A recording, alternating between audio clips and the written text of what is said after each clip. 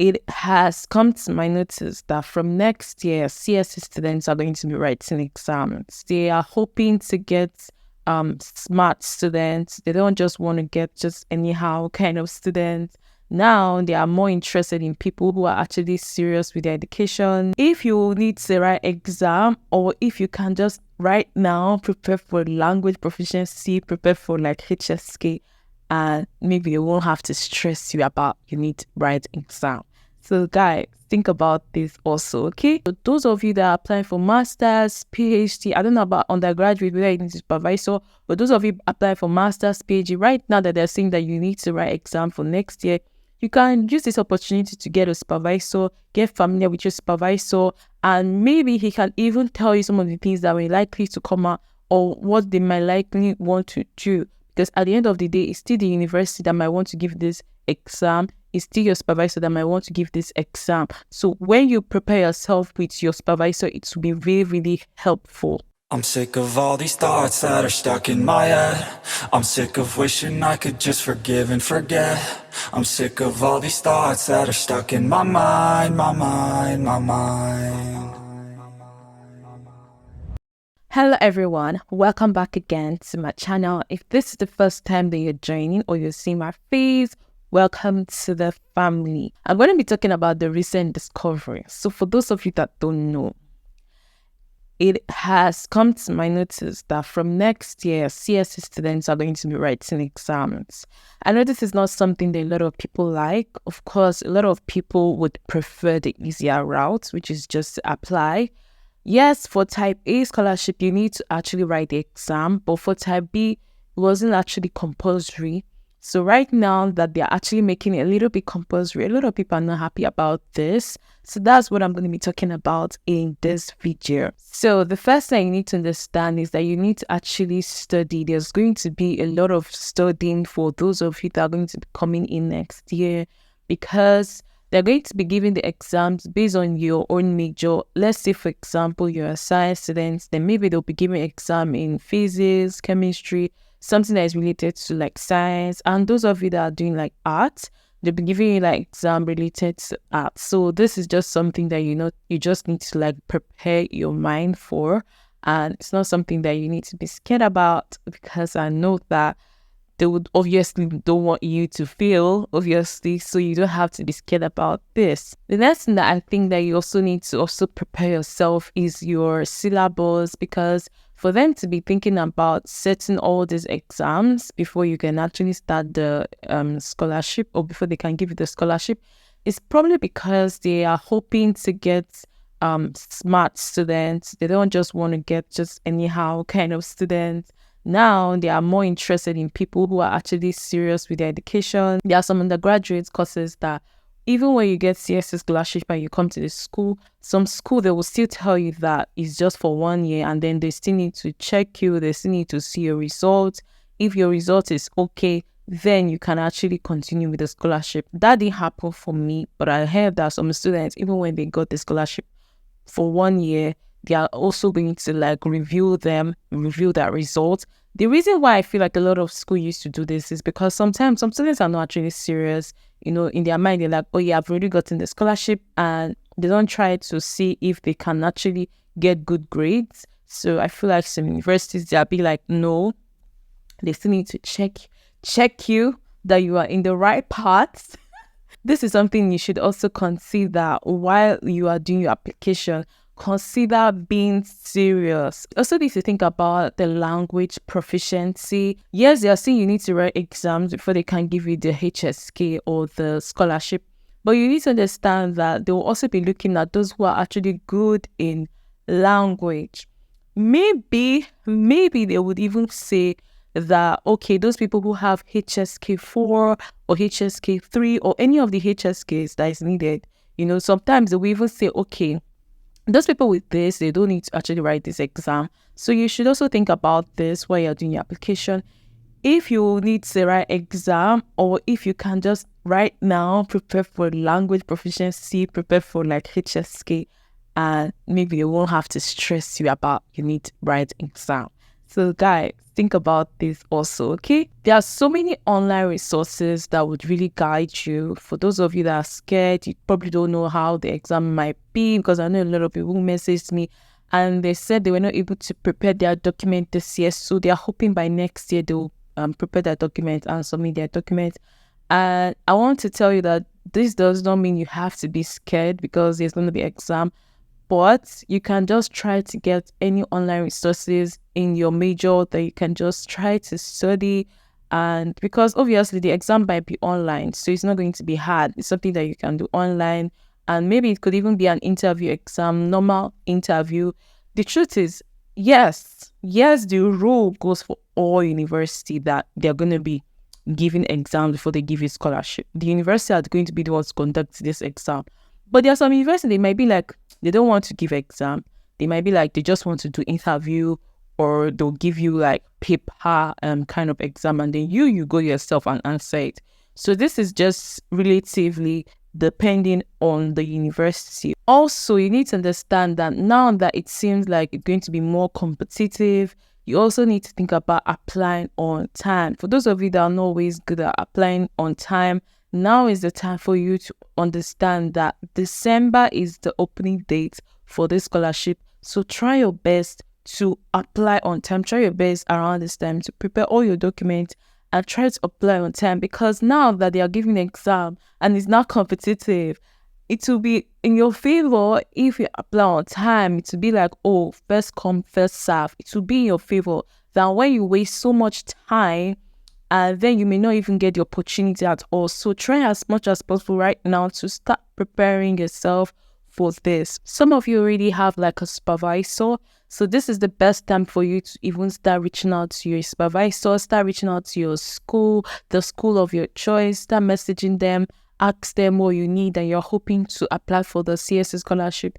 And then you are already getting familiar with your supervisor. So even though that they are giving exams, they will still look at the names of the people they still want to give. So that way you don't feel so much pressured, and it's even giving more confidence, because sometimes maybe now the supervisor might actually prepare you on the kind of exam that they might want to ask you. So that will help you to prepare. I remember applying to a university and I reached out to a supervisor, because sometimes before you can get like a master's or PhD, you need to get the supervisor. So I remember reaching out to the supervisor and I was just telling him that, please, I would want you to be my supervisor. I want to go ahead and apply for this particular field.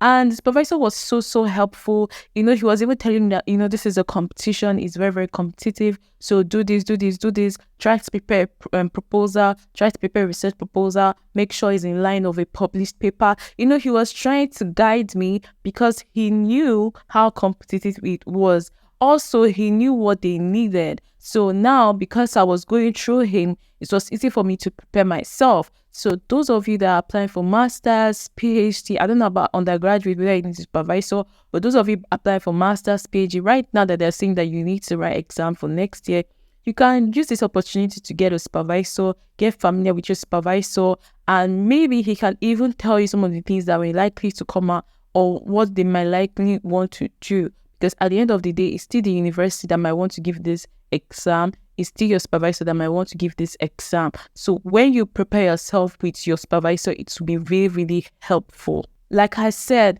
right now is the best time for you to start preparing all your documents, all the documents that you need. Just prepare everything by December. Be ready to actually do this application and start preparing yourself for whatever exam.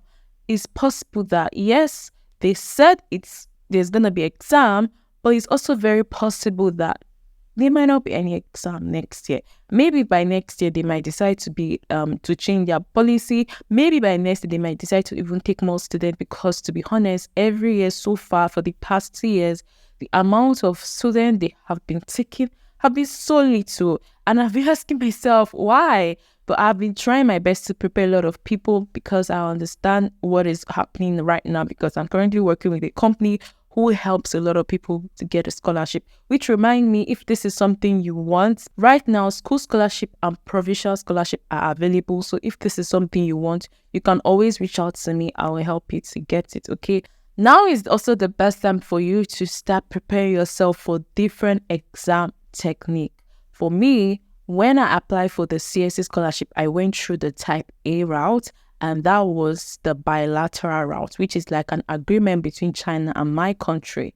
While I was applying through this route, I realized that a lot of exams that my country they always like to ask was actually from job exams, job past question exams. So because I was also applying for jobs and I was also applying for other opportunities, other scholarship opportunities, I was actually preparing myself with past questions, job past questions. So when the bilateral time came and they reached out to me that I should actually go and prepare for the exam. Remember that I had written the exam before and I didn't pass. So the next year I was trying for the second time. So I already knew the kind of papers and kind of exam technique, how they ask their exams, multiple questions, where they love to ask their questions from. I already knew. And I knew that they love calculation kind of questions. So I focused more attention on just solving a lot of calculation questions. But I didn't know when the exam was going to take place. I was just preparing myself, Funny enough, the day they told me that I was going to write my exam, it was actually the next day I was going to write my exam. So imagine that I had not been preparing all through, I would not have gotten the scholarship. Let's be honest. So because I had been preparing, I had been trying other opportunities. I had applied for PTDF, Commonwealth, so many other opportunities that I had done before I didn't get, but I kept doing and doing and doing. So when they reached out to me, I was kind of prepared, though I was not even expecting anything, to be honest, because I just felt like this bilateral scholarship probably is by connection. Maybe they won't give it to me. So I wasn't even like preparing, like I will get it. But I went with faith and luckily for me, I got the scholarship. So my advice for you is try to start preparing the exam techniques, how they ask their questions. China, they always repeat their question. So most time, maybe if you even go back, check past questions, you will even see that they'll probably repeat their questions if they're going to give exams. Also try to have a good mental state. Your physical well-being is very, very important. Ensure that you're not going to, around this time, you're not going to be so sick. You try to work out, do more exercise, do more things that'll keep you fit and eat healthy food because you want to be really, really healthy, when you're coming to this place. Trust me. Also keep track with the application deadline, so that you always know whether you need to upload any new document, or whenever they reach out to you, always keep track of their emails so that you can be able to respond as quick as possible and answer whatever question they reach out to you to ask you. When the time comes and truly that you're going to write exam, it's always also good for you to see if you can reach out to anybody that is already in the school and ask them questions. Maybe they could even help you, give you some past questions or get you familiar with the international office, because let's be honest, anybody who is really, really familiar with international office, you always get help. When you're applying to university as an international, you might think that you go through the college. There are some schools that you need to go through the college, but that's when you need to get a supervisor. But the final decision is made in the international office. So it's the international office that are going to select the people that they truly, truly want to help and the people that they want to give this opportunity to. So these are other things that you also need to think about. So as an international, try to see if you can get familiar with the international office. You could always be messaging them because they always reply to emails. Also, you can try to see if you can find students that are already in the school. So you can tell them, ask them questions. You can always reach out to me because we already have like a CSC group where I just put everybody there. In case they have any question, sometimes there are people that they have questions and maybe I might not be able to answer them because currently, yes, I'm on CSC scholarship, but I'm also working and my CSC scholarship is not the same as it was before. So there are a lot of policies that are changing right now that even me, I still need to ask questions. So that's why this group is there to help you and I. So if you also want to join the group, you can actually check the link below and join this group. And also if you need scholarship book, I did a book talking about scholarship. If you also need this, you can also check the link below. This book will really, really guide you. This book will help you. And don't forget that if you're looking for opportunity, school scholarship, provincial scholarship currently, this is available full funding for those of you that are wanting to do your master's, those of you that want to do your PhD. But those of you that are doing undergraduate, you may not get full funding. Undergraduate is kind of the policy for undergraduates is kind of changing. But I think if you're going to do your major in Chinese language, we can be able to help you to get undergraduate full funding. But if you're going to be doing undergraduate English taught, because of the amount of people that are always wanting to apply for the undergraduate, you need to understand that we need to it's going to be kind of difficult, okay? So the available courses that I feel like are available, we have art, science, this is available for undergraduate. But those of you that are going for medicine, medicine courses are very, very competitive. It's actually, there are courses that you need to actually pay for your tuition fee. You need to pay for your accommodation and your stipends. But those people that are going for nursing, they are actually available scholarship, but it's also partial, whereby we have free tuition fee for you. Those of you that are doing engineering, I don't know, it's like in China, they really, really like engineering courses, because I noticed that those people that are doing engineering, it's always easy for them to actually get funding opportunities compared to other students. So those of you that are doing engineering, they have full funding available. You can always message for school and provincial scholarship. This is available for you guys. See, let me tell you, the reason I brought up this pathway, because a lot of people have been like, how is it that it's a scholarship, Oma, and you're still saying that we need to pay? The truth is the Chinese companies that is doing this. And for those of you that don't know, a lot of people who are in China, this is the pathway that they always use to still stay back in China. Okay, so that is why I also decided that I wanted to help a lot of people, because I noticed that a lot of people were applying for the CSC scholarship and they were not getting it. So I was like, what is actually really, really going on? Maybe there's a way I can actually be of help. So I decided to get this pathway, because I remember that while I had resigned from my former job, I used this pathway because at that time there were not schools available, but you have to use this company so that they can easily get you school, because I wanted to resign from a company. I wanted to go to school. Luckily for me, my school even got me a job, so it worked out. And then when I came to my school, I realized that all the students in my school had to use this company. My school would not even accept any student that they are applying on their own. They had to use some of these companies. So that's why I started thinking to myself, okay, I know that a lot of people message me on Instagram. They're always messaging me and they're asking me questions about this scholarship.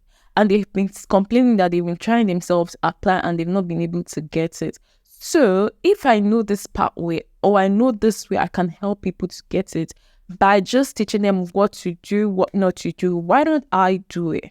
So that was actually when I came up with this idea that, okay, you know what, I'm going to try to help people to actually get the school provincial scholarship. They also even offer CSU. But to be honest, that one is very, very expensive, because CS is directly from the government. So you need to really, really have the leg of the school, international fees gone to get that one. But you see this pathway, it's just the school, the teachers in the school that actually help students, but you have to pay. Yes, you make a deposit, and then when you make a deposit, the moment you get the scholarship, then you pay the complete money. And guys, see, I know you may say that, but I don't want to pay. But to be honest, this is something I also paid. I'm not even going to be coming here to form all saints.